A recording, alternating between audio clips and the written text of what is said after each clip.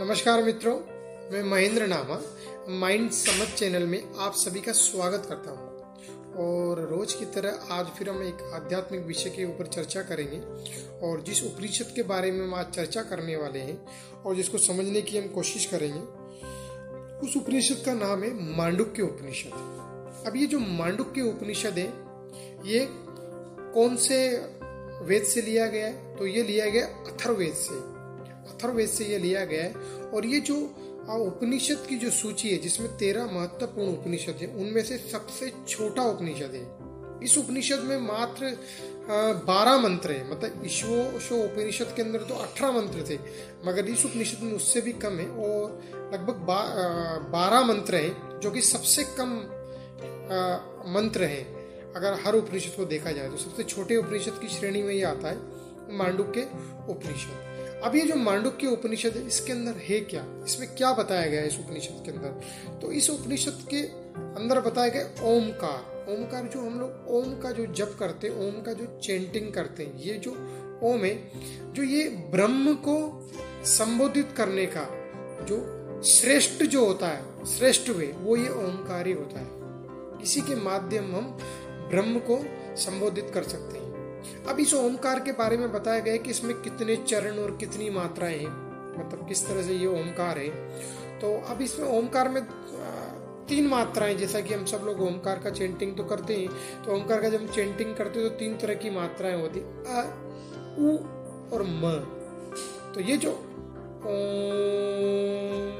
Like this, तो ये क्या होता है कि 3 मात्राएं इसके अंदर होती हैं। और कभी इसमें जो लास्ट में जब हम बिल्कुल सारी जब ध्वनि खत्म हो जाती है, तो वो जो एक जो शांति वाली जो अवस्था होती है, उसको भी एक मात्रा की श्रेणी में बहुत से लोग 4th अवस्था बोलते हैं, मगर ये 3 ही मात्राएं होती है इसके अंदर, ओमकार के अंदर। उसके बारे में इसमें बताया गया है। अगर आप देखो तो ओमकार में जो अ है, जो वाणी का जो प्रारंभ होता है, इसी अक्षर से होता है, अ से। तो वो जो अक्षर जो शुरुआत है वो इसी के अंदर है। उ मिडल में, और म से क्या होता है कि वो चीज शांति की ओर चली जाती है पूरी की पूरी। तो ये ओ, उ, आ, उ और म, इन तीनों से ओम बना है। अब इसके अंदर दूसरी चीज क्या बताई गई? इसमें बताया गया है कि जो परमात्मा है वो अव्यक्त है। इस अव्यक्त परमात्मा को व्यक्त करने के लिए उसने जगत बनाया। तो ये जो जगत है, उस अव्यक्त परमात्मा का ही व्यक्त रूप है, जो उसने डिस्क्राइब किया, जो बताया है। अव्यक्त को व्यक्त, तो अव्यक्त परमात्मा हो गया, और उसका जो व्यक्त रूप हो गया वो ये संसार हो गया। तो इसमें उसका वर्णन किया गया है, समझाया गया है इसमें। दूसरा, इसमें सबसे जो इम्पोर्टेंट चीज बताई गई है वो बताया गया, जो हमारी जो चेतना होती है, उस चेतना के कितनी अवस्थाएं हैं, उसके कितने स्तर है, या उसकी कितनी अवस्थाएं। प्लस क्या क्या है कि उन जो चेतना की जो 4 जो स्तर हैं, उन स्तरों का ओमकार के साथ क्या संबंध है, उसके बारे में बताया गया। जैसा कि आप सबको मालूम है होगा कि जो चेतना होती है उसके 4 स्तर होते हैं। 4 स्तर कौन कौन से होते हैं? एक होता है जागृत, जैसे हम जागे हुए हैं। उसके बाद होता है स्वप्न, जब हम नींद में होते हैं और सपने देखते हैं। तीसरा होता है सुसुप्ति, जहां पर हम डीप नींद जिसे बोलते हैं, जहां पर हम सपने भी नहीं आते। और 4th होती है तुरीय, जो ब्रह्मलीन हो जाना, जिस अवस्था, ये 4थी अवस्था होती है। अब हम इनको समझने की कोशिश करेंगे कि ये अवस्थाएं है क्या, ये जागृत क्या है, ये स्वप्न अवस्था क्या है, ये सुसुप्ति क्या, और एक तुरीय अवस्था क्या है, जो फाइनल जो है तुरीय क्या है।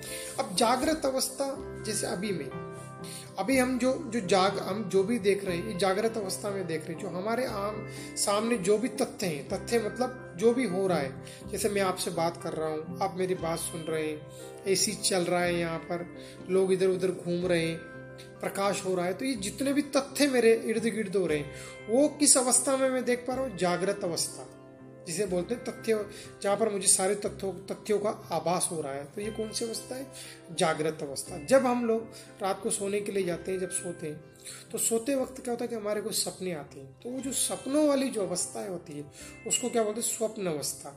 उसमें क्या होता है? कल्पनाएं होती है। सपने क्या होते हैं? हमारी कल्पनाएं होती है, जो हमारे अचेतन मन में चले जाते हैं, और वही हमारे को रात को दिखाते हैं। तो ऐसा नहीं कि हम उस टाइम पे सोए हुए रहते हैं, हमारा मन जागा हुआ रहता है।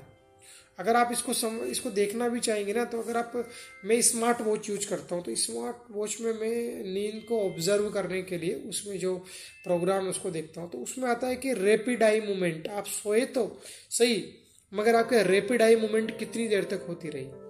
मतलब उससे आपको मालूम पड़ता है कि वो जो रैपिड आई मूवमेंट क्या बता रही है कि आपकी आंखें अभी भी इधर उधर चीजों को देख रही है। इधर उधर चीजों को देख रही है मतलब कि वो कल्पनाओं में खोई हुई है।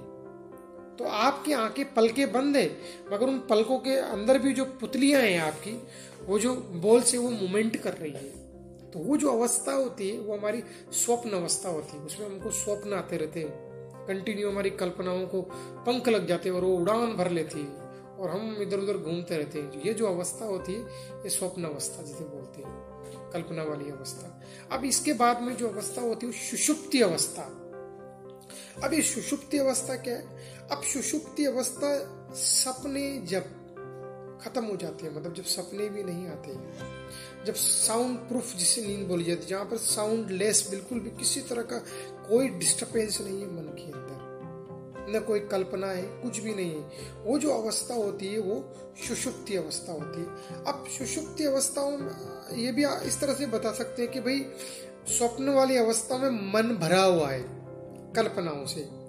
अब वो मन पूरा खाली हो गया है, खाली हो गया है, तो वो जो अवस्था है उसको हम सुषुप्ति अवस्था भी कह सकते हैं। जैसे कि अब सपने भी नहीं, कभी कभी हम सोते हैं रात को, तो हम कभी कभी बोलते हैं कि आज तो बहुत गहरी नींद आई।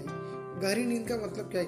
गहरी नींद का मतलब उसमें आपको स्वप्न भी नहीं आए, तो हमको बड़ा आनंद की अनुभूति होती है, हाँ मजा आ गया, आज तो मैं 2 घंटा एकदम गहरी नींद सोया, सपने तक नहीं आए मुझे। मतलब क्या हुआ कि कुछ समय के लिए, कुछ टाइम के लिए, कुछ मिनट्स के लिए आपकी जो चेतना की जो अवस्था थी वो स्वप्न अवस्था से सुषुप्ति अवस्था में चली जाती है कुछ समय के लिए। और उस सुषुप्ति अवस्था में हमारे मन से जितनी भी कल्पनाएं होती है और जितने भी विचार होते हैं सब शून्य हो जाते हैं किसी भी फॉर्म में, वो होती है सुषुप्ति अवस्था। लेकिन ये जो सुषुप्ति अवस्था है, अब इसमें हुआ क्या है? इसके अंदर जो आपका मन खाली हो गया है, मतलब मन में कुछ भी नहीं है, दुख नहीं हो रहा आपको, बाहर का कुछ नहीं हो रहा, किसी भी तरह का, सारी चीजें चल रही है, एकदम आप शून्य अवस्था। मगर ये जो अवस्था है इसमें भी आनंदित अवस्था में नहीं हो, आनंद से आप कोसों दूर हो अभी भी। हाँ, आपके मन में कोई कल्पना नहीं, कोई विचार नहीं और आपको अच्छा फील हो रहा है, लेकिन ये भी फाइनल अवस्था नहीं होती। अब इसको आप कल्पना करो तो नथिंगनेस, जो नथिंगनेस जहां पर होता है कुछ नहीं, वही आपकी जो है सुषुप्ति अवस्था है, खाली दिमाग। मतलब अभी जो स्वप्न अवस्था में तो क्या था? संसार था। सुषुप्ति में क्या हो गया? वो संसार चला गया, संसार भी नहीं है आपके साथ। संसार मतलब संसार की बातें आपके अंदर नहीं है कुछ भी। स्वप्न में संसार था, सुषुप्ति में संसार भी नहीं। लेकिन संसार नहीं होने का मतलब ये नहीं कि आप आनंद में। तो ये जो नथिंग, इसके बाद में जो अवस्थाएं होती है उसे होती है तुरीय अवस्था। ये अवस्था में साधारण व्यक्ति जो नॉर्मल जो लाइफ जीते हैं उसमें ये अवस्था हमको नहीं मिलती है। इसके लिए हमको मेडिटेशन वगैरह का सहारा लेना पड़ता है। जो डीप मेडिटेशन में जाता है वो इस अवस्था के कहीं नजदीक पहुंच सकता है या पहुंच जाता है कभी कभी। तो जो उसको जो ग्लिम्पेज मिलता है, जो उस आनंद की जो अनुभूति होती है, वही ये तुरीय अवस्था है। मतलब इस अवस्था को एक सत्य की अवस्था ही बोला जाता है कि इसमें सारी चीजें जो हमारी है, हमारे तथ्य खत्म हो जाते हैं, हमारी कल्पनाएं खत्म हो जाती है और नथिंगनेस खत्म हो जाती है, तीनों चीजें खत्म हो जाती है।